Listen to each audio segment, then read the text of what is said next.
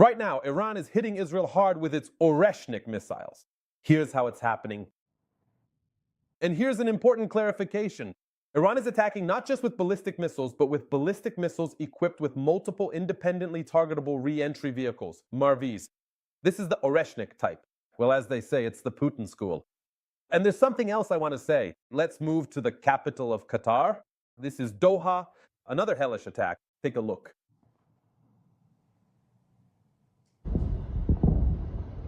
Oh God. Oh my God, I see it now. Oh my God, it is getting so incredibly close. Oh my God. Oh, look at that. That's a Patriot right there. Oh wow, I can't believe how close it is.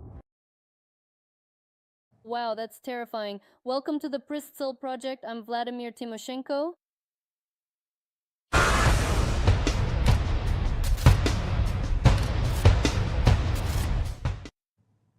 Yeah, the Middle East is still on fire. World War III, unfortunately, is gaining momentum, and at this time, Donald Trump decided to pray in the Oval Office. This is not sarcasm, not a joke. Pastors from different states held a prayer in the White House. Here's how it happened. I pray for your blessing and protection over our soldiers and all our men and women who have served in our military. And God, we just cry out that you continue to give our president the strength he needs. Yes, these pastors ask God to give the president of the United States the strength and wisdom to lead the country. As they say, that wouldn't be a bad thing. By the way, the Kremlin has woken up too. Putin's talking mustache, Peskov, has already openly stated that they will profit from the war in the Middle East. What a nightmare. Listen, the war that's going on is not our war. And from the very beginning, we have declared our position that any war can lead to the destabilization of the region. That's exactly what we're seeing. We see a constantly growing number of countries getting involved in this war. We must do what aligns with our interests. Right now, we need to minimize the impact on our economy from those global shocks that, as we can already see, are beginning. We probably need to secure benefits for ourselves wherever possible, no matter how cynical that may sound. Well, and friends, there's a fresh scandal in Hungary. This is truly astonishing. 7 employees of Ukraine's Oreshik bank have been detained, along with 2 armored vehicles that were transporting money and gold. Let me quote. The head of Ukraine's Ministry of Foreign Affairs, Andriy Sybiha. Essentially, what we're talking about is that Hungary has taken hostages and stolen money. If this is the power that Mr. Orban spoke about today, then it is the power of a criminal gang. This is state terrorism and racketeering. In fact, we will be following this story closely. And by the way, there's more. Orban continues to act outrageously. He is threatening to use force to make Ukraine resume oil transit through the pipeline. Druzhba! Zelensky responded well to this. He expressed hope that the EU loan of 90 billion would stop being blocked by a single person, clearly hinting at Orban. Otherwise, he threatened to give Orban's address to the armed forces of Ukraine. Here are the details. Hungarian Prime Minister Viktor Orbán threatened to use force to resume the operation of the Druzhba oil pipeline in Ukraine. Orban made this statement on Facebook on March 5th. There will be no agreements, no compromises. We will break the Ukrainian oil blockade by force. Hungary's oil will soon flow again through the Druzhba pipeline. In turn, the president of Ukraine responded during a briefing to Hungary's previous attempts to inspect the condition of the Druzhba oil pipeline. President Zelensky compared Budapest's demands to a situation where the Ukrainian authorities would demand to be allowed to inspect European weapons depots. I meet with the leader of one of the countries and ask, can you give us missiles for the Patriot system? And he says we have very few left in our warehouses. And I don't recall ever saying, well then, can I come over, go into your warehouse and check whether you're telling the truth or not? The president emphasized that there are decisions regarding aviation, regarding the supply of Gripens and Rafales. We hope that one person in the European Union will not block 90 billion, or the first tranche from them, and Ukrainian soldiers will have weapons. Otherwise, we'll give this person's address to our armed forces, to our guys. Let them call him and talk to him in their own language. He added that the pipeline has been attacked multiple times by Russia, and Ukraine has already explained to its partners what condition it is in. Right now, Recently, Hungarian Foreign Minister Péter Szijjártó traveled to Moscow to make sure that the oil and gas necessary for Hungary's energy supply would continue to be available during the crisis. And now more details about the Russian-Ukrainian war, which was started by the Kremlin. The day before, Trump stated that supposedly it is Zelensky who should wake up and sign a peace agreement. Judging by the context, unfortunately, we are not talking about a just peace. So how did President Zelensky respond to this? Let's watch. A new trilateral meeting regarding Russia's war against Ukraine is on hold due to the outbreak of hostilities in Iran. This was stated by the President of Ukraine, Volodymyr Zelensky. At the moment, due to the situation around Iran, there are still no necessary signals for a trilateral meeting. But as soon as the security situation and the overall political context allow for the resumption of that very trilateral diplomatic work, it will be done. Ukraine is ready for this. According to Zelensky, Ukraine continues communication with the American side essentially on a daily basis. He added that active negotiations are also underway with representatives of Middle Eastern countries and the Persian Gulf region. It is clear what their main request to Ukraine is. Everyone who has faced strikes from Iran faces the extreme challenge of shaheds, which are difficult to shoot down when there is no relevant expertise or adequate weaponry. The Wall Street Journal notes that Russia may be indirectly benefiting from the war with Iran. The conflict is rapidly depleting key weapons that Ukraine needs to defend itself against Russian attacks. Interceptor missiles for Patriot systems. In the first days of hostilities, the US and Gulf countries used hundreds of such missiles to repel Iranian missile and drone strikes. According to estimates by the Ukrainian Air Force, at least 60 PAC-3 missiles per month are needed to counter Russian ballistic missiles. In February, German Defense Minister Boris Pistorius called on NATO allies to supply additional missiles. However, so far only 5 have been confirmed from Germany. Meanwhile, Reuters warns that an escalation between the US and Iran could lead to American weapons being redirected from Ukraine to the Persian Gulf region. According to Mykola Bieliskov, an expert at the National Institute for Strategic Studies, the shortage can be avoided if the US and Israel destroy Iran's missile arsenals and launchers in the near future. And now about the successes of the armed forces of Ukraine on the battlefield. But first, a very telling story. So look, Fox News aired footage showing FPV interceptors shooting down Shaheds during the war with the Russian Federation.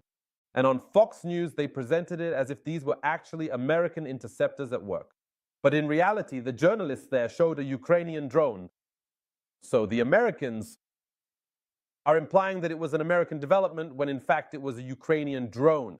That's quite a, let's be honest, telling story. What else do I want to say? At this very moment, there are strikes on military targets on the territory of temporarily occupied Crimea, strikes on Sevastopol Bay, and this is actually very, very serious. If we talk now in general about what is happening on the battlefields of the Russian-Ukrainian war, we have prepared a report for you, and right now, here it is for your attention. Ukrainian defenders struck high-value targets in the Russian rear after the attack on Novorossiysk on March 2nd.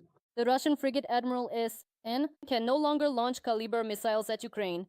This was reported by Unian, citing sources. During the attack on the port of Novorossiysk, the SBU and the Ukrainian armed forces, together with the defense forces, managed to break through the dense air defense system around Novorossiysk Bay and the port. The strike hit the ship's central superstructure. It is claimed that the fire on the deck of the Admiral Essen, which carries 8 Caliber missiles, lasted about 18 hours, indicating serious internal damage.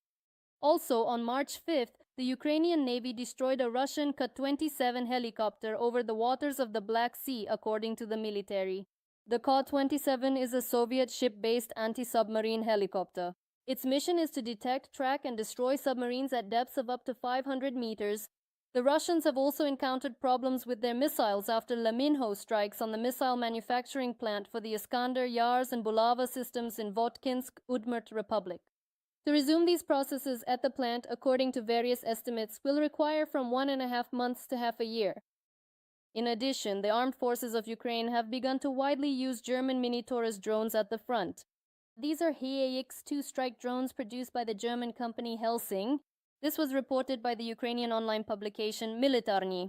The pro-Russian Telegram channel UAV Developer wrote that German drones have been detected in several sectors of the front in Ukraine and published photos of a downed drone. They appeared in large numbers simultaneously in different areas. They're striking at repair crews and road network installers in the relative rear. This was stated in the publication about the new UAVs. Previously, there had been no reports of the mass combat use of the HIX-2 in Ukraine. Military notes that thanks to artificial intelligence, this drone has a high degree of autonomy, but several HIX-2s can also join together in a swarm. And now let's return to the war in the Middle East. Here's the latest news. The head of one of the logistics giants, Stefan Pohl, claims that Dubai is on the brink of starvation. There are only 10 days' worth of fresh products left in the Emirates. Meanwhile, Iran is ready to repel a ground offensive by US forces, according to the head of the local foreign ministry, if you can call him that. And in general, sort of. Iran is not planning any negotiations with Washington. So basically, Iran is kind of ready to fight. They don't care at all. They're not afraid of anything. All of this, of course, sounds powerful, but there's a catch. For example, Iran denies any involvement in the attack on the airport in Azerbaijan. Somehow, their boldness suddenly vanished. Yes, let's go into detail about how Iran wounded 2 people in Azerbaijan. First they did it, and now they're saying, it wasn't me, I have nothing to do with it. Iran denies any involvement in the attack on the airport in Azerbaijan. Tehran is not targeting neighboring countries. This was stated by Iran's Deputy Foreign Minister Kazem Garibabadi, commenting on the drone attack carried out by the Iranian armed forces on the Nakhchivan airport. According to him, only those countries that host military bases of Iran's adversaries could become targets for strikes. He also called for a thorough investigation of the incident. A number of Telegram channels have circulated information citing Iranian authorities and media. They claim that Iran has allegedly carried out or is planning strikes on targets in Azerbaijan, linking this to the presence of Israeli and American military personnel. Azerbaijani President Ilham Aliyev directly accuses Iran of carrying out strikes on the airport in Nakhchivan, Iran. He states that Baku will not tolerate an unprovoked act and aggression against Azerbaijan. He has ordered the country's armed forces to prepare and carry out retaliatory measures. The Azerbaijani state strongly condemns this vile terrorist act. Those responsible must be immediately brought to justice. Iranian officials must provide an explanation to the Azerbaijani side, offer an apology, and those who committed this terrorist act must be brought to criminal responsibility. At the same time, Aliyev ruled out Azerbaijan's participation in an operation against Iran. On March 5th, Iranian drones attacked Azerbaijan. One drone crashed into the terminal building of the airport in the city of Nakhchivan and another near a school. Against the backdrop of instability in the Middle East, Azerbaijan has increased its military presence on the border with Iran and has placed army units on heightened combat readiness. Before the incident, Baku tried to maintain a diplomatic tone, stating that all military maneuvers were purely defensive in nature. After the drone attack, Aliyev changed his tone. Azerbaijan closed the airspace in the south of the country near the border with Iran for 12 hours.